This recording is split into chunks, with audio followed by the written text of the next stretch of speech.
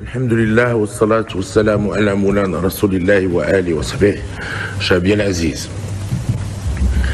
إن الاحتفال بالأحداث التاريخية ليس فقط من أجل الذكرى، وإنما أيضا لاستحضار القيم والمبادئ التي ألهمت الأجيال السابقة من أجل بناء الحاضر والتوجه بكل ثقة نحو المستقبل.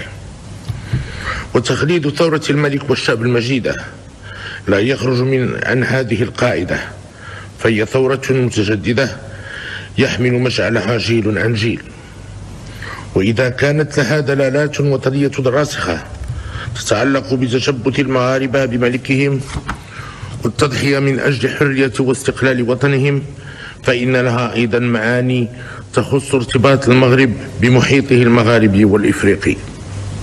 فقد تميزت هذه المرحلة التاريخية بالتنسيق والتضامن بين قيادات المقاومة المغربية وجبهة التحرير الجزائري، حيث تم الاتفاق على جعل الذكرى الثانية لثورة 20 أغسطس مناسبة لتعميم الثورة في الأقطار المغاربية، فقامت انتفاضة شعبية بمختلف مناطق المغرب والجزائر.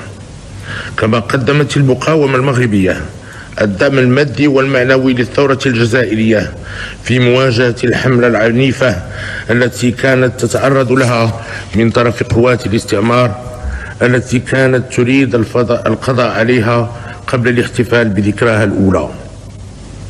وقد ساهمت تلك الانتفاضة وذلك التضامن في إعادة الروح للثورة الجزائرية، كما كان للبلدين دور كبير في تحرير واستقلال إفريقيا. وما أحوجنا اليوم في ظل الظروف الراهنة التي تمر بها الشعوب العربية والمنطقة المغاربية لتلك الروح التضامنية لرفع التحديات التنموية والأمنية المشتركة، وإننا نتطلع لتجديد الالتزام والتضامن الصادق الذي يجب على الدوام الشعبين الجزائري والمغربي لمواصلة العمل سويا بصدق وحسن نية من أجل خدمة القضايا المغاربية والعربية ورفع التحديات التي تواجه القارة الإفريقية.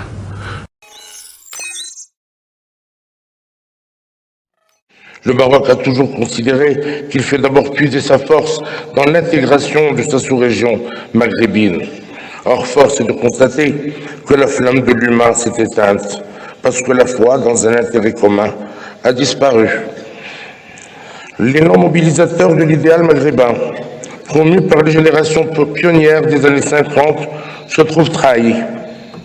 Aujourd'hui, nous constatons avec regret que l'humain est la région la moins intégrée du continent africain, sinon de toute la planète.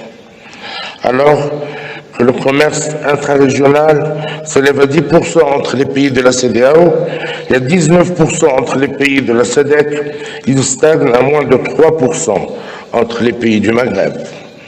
De même, tandis que la communauté économique d'Afrique de l'Est avance dans des projets d'intégration ambitieux et que la CEDEAO offre un espace fiable de libre circulation des personnes, des biens et des capitaux, les pays du Maghreb sont à un niveau de coopération économique très faible.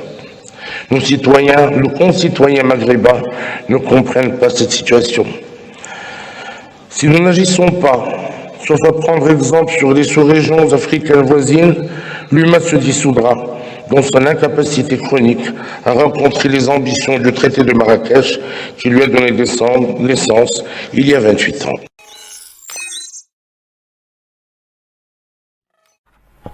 شعبي العزيز،